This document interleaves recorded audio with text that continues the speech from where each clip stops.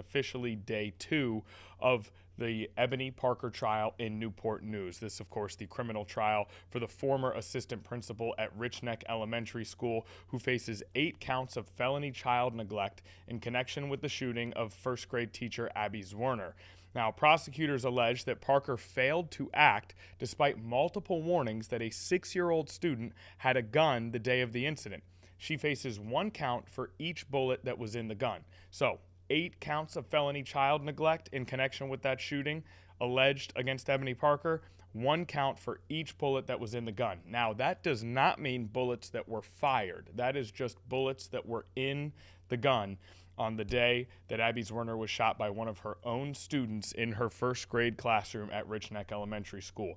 Jury selection occurred yesterday. That jury has been officially chosen, so now we enter into today as sort of the trial proper begins, if you will. We expect the opening statements have already begun. Remember, our footage will be on a 30-minute delay. That is by decree of the court itself, but we will still be bringing everything to you in the livest possible version that you could get it. Opening statements began at 9 a.m. We'll get to those opening statements shortly, but first, our own Madison Schlegel is there at the courtroom reporting live all day today, all day yesterday, all week. Madison Schlegel, we appreciate you joining us once again here on Live Impact News. We'll start just very broad here. Can you give us a sense of the sort of the tone of the day as we enter into the actual trial beginning with arguments from legal teams?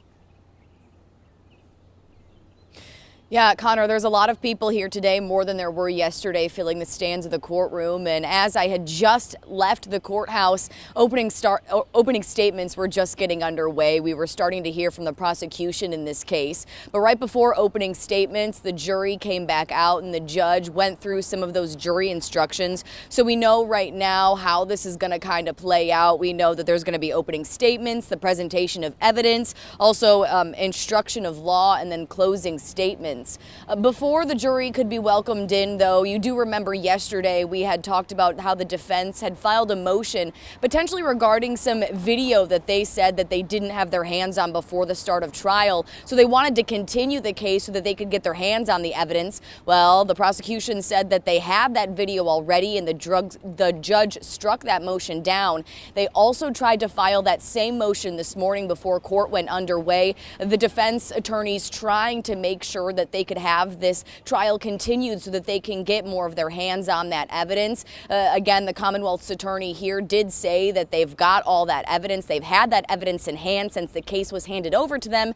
And once again this morning, the judge has struck down that motion from the defense. On top of that, Ebony Parker's attorneys, the defense, also had filed a motion to see if they could change venues for the case and move it from anywhere but Newport News. They said that given the fact that many of the jurors yesterday had said that they'd watch media coverage of the case and had conversations about it with family and friends, that it may have been a conflict of interest for any of the jurors here in this case to be impartial. And in this case, again, the judge struck that motion down, saying that the case will proceed right here since the jurors have already been picked for this case.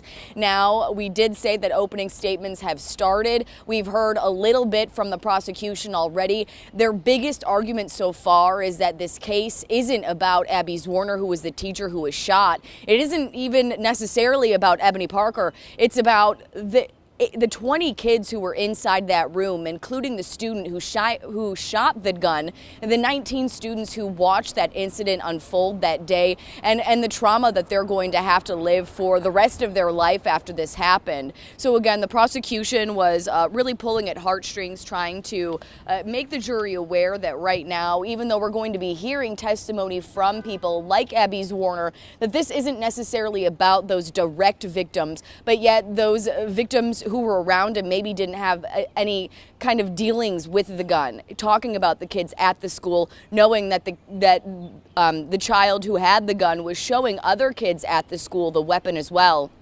So again, we're right now listening to the picture that the prosecution is painting, and we're going to get to the picture that the defense is going to paint as well as soon as we get to those arguments. But again, Connor, as you've mentioned, we're operating on a 30-minute delay for people at home who are watching this stream live. But again, we're going to be tracking this as we come out. We do have that witness list. We do know that Abby Warner, the former teacher who was shot by that 6-year-old student, is going to be the first person to step on the witness stand today. After that is going to be the second witness, which is going to be the reading specialist, Amy Kovac, who also had reported allegedly multiple times to Ebony Parker that the student here in this case did have a gun. So already we've got a snapshot on how today is going to kind of play out. And again, we're going to be reporting things live to you as we get them. Connor. All right, Madison, it just, first of all, incredible work there. That was very thorough, a lot of information. Obviously, we have, as a community, spent so much time covering this event. We've gotten to know Abby Warner quite well from a distance. Have you seen her today? Have you seen her family around today? And if so, how do they appear to be approaching this?